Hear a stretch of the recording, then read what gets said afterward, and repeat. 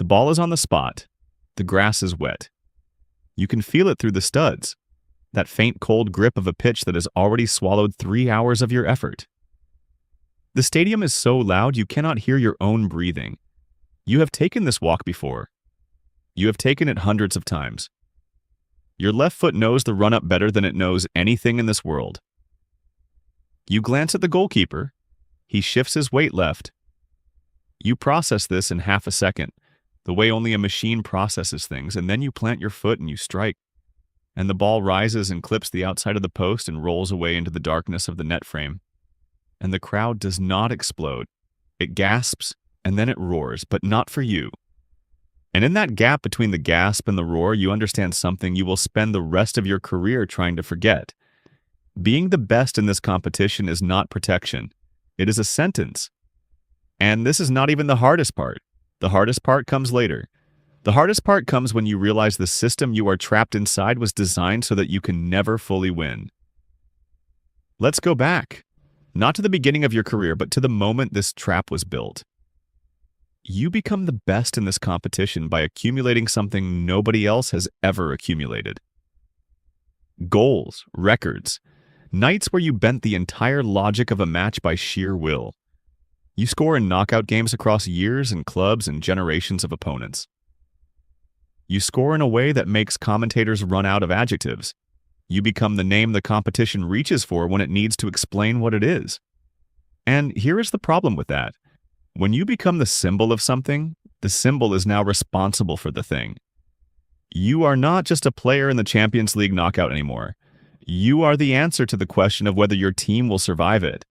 And answers are either right or wrong. There is no partial credit in a two-leg knockout tie. The pressure does not arrive quietly. It arrives before you board the plane. It arrives in the training ground the week before the first leg, in the way a journalist frames a question, in the way a club director speaks about the investment, in the way your teammates look at you during set-piece drills as though the geometry of the universe will rearrange itself around your right boot. You feel it at dinner. You feel it in your sleep. But you train through it because training is the only room where the noise cannot reach you, where the only thing that matters is the ball and the space and the millisecond between decision and action. And then the match arrives. And you are ready. You are always ready. The problem is, so is everyone else. Specifically for you. Every goalkeeper in this competition has a file, and your name is at the top of it. Coaches spend entire training weeks constructing systems that exist only to solve the problem of you. Defenders are drilled in pairs to close down your angle before you can open your hips. Defensive midfielders are positioned not to win the ball from your team, but to win the ball from you. Scouts have cataloged your preferred penalty placement, your favored side when you cut in from the right, the slight drop of your shoulder when you choose power over placement. You are not just the opponent, you are the entire match plan, which means that when you score, you have beaten an entire organization that spent 2 weeks thinking about nothing but you. But when you miss, and missing is allowed, missing is human. The headline does not say, well-organized defense holds Ronaldo. The headline says Ronaldo fails to deliver. You start to understand the arithmetic of this. Every goal you score raises the floor of expectation. Every knockout you survive lifts the bar for the next round. By the time you have won this competition multiple times, the only story left is whether you can do it again. Your past becomes a trap that follows you into every new match, clicking a number upward on a counter that only resets when you lose. 3 years into this, you are now standing in a Juventus shirt, and this is worth understanding carefully because the Juventus chapter is its own kind of story. You arrive in Turin carrying a promise that was spoken out loud, publicly, in your own voice. You will do the impossible to win the Champions League for this club. That sentence now lives in every newspaper archive on the planet. It lives in the memory of every fan who paid to watch you, every executive who justified the fee to a board of directors, every teenager who put your face on their wall because you made believing in the impossible feel rational. That sentence is a contract. And contracts in this competition have a settlement date every spring. Your first Champions League match for Juventus is a group stage game at Valencia. You are not even in the knockout stage yet, and already the system is testing you. A slight contact in the penalty area, a straight red card, and suddenly the man who was supposed to liberate an entire club is walking off the pitch in tears in the 29th minute, suspended, watched by 100 cameras all feeding the same image back to a global audience that has already decided what it means. It means the savior is fragile. It means the plan is in trouble. It means the counter just ticked in the wrong direction. You come back. You always come back. You score a hat trick in the round of 16 against Atletico Madrid. 3 goals in one night to overturn a first-leg deficit. The kind of performance that in any other context would be the whole story. But the story is already moving to the next test. Ajax, a young, electric Dutch side with nothing to lose and everything to gain. The kind of opponent this competition throws at you when it wants to remind you that the game is not a controlled environment. Ajax press high and fast. They have 17 and 18-year-olds who do not know enough to be afraid of your name.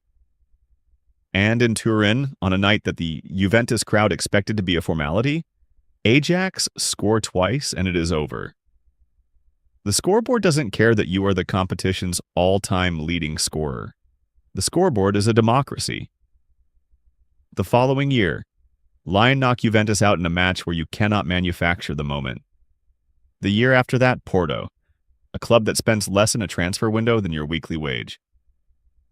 Porto eliminate Juventus on away goals after a match where your role in their decisive goal is described by the former Italian national team coach on live television as, and this is the exact word used, the worst.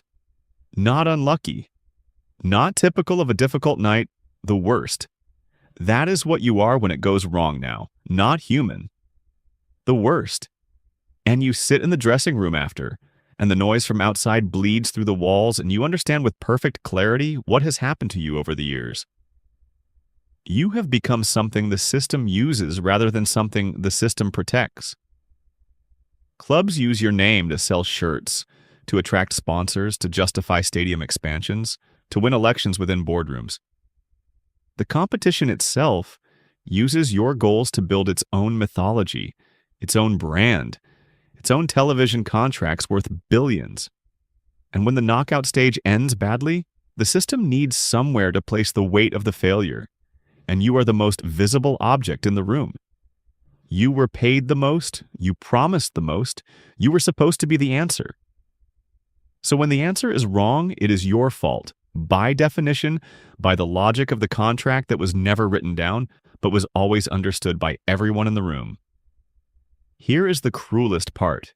You have scored more goals in this competition than any human being who has ever played it. Across knockout rounds, across decades, across 5 different clubs in multiple countries and leagues, in pressure moments that would have ended lesser careers before they began. You have carried teams through rounds where your teammates were invisible, and the result existed only because you willed it into existence. You have done things in this competition that no one before you could do, and none of it is protection.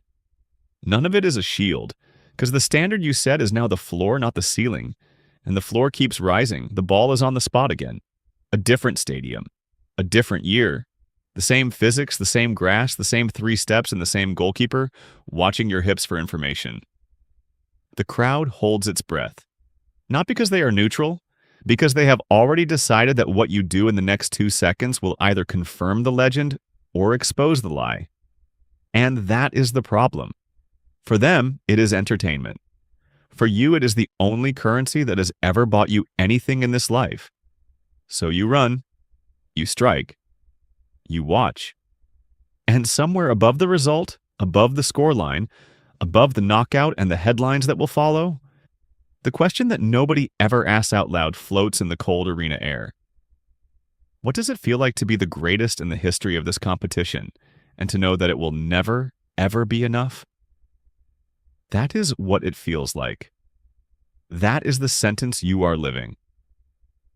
The greatest burden in football is not failure. It is being so good that your greatness becomes the minimum requirement. And the minimum in this game is a debt that never gets paid off.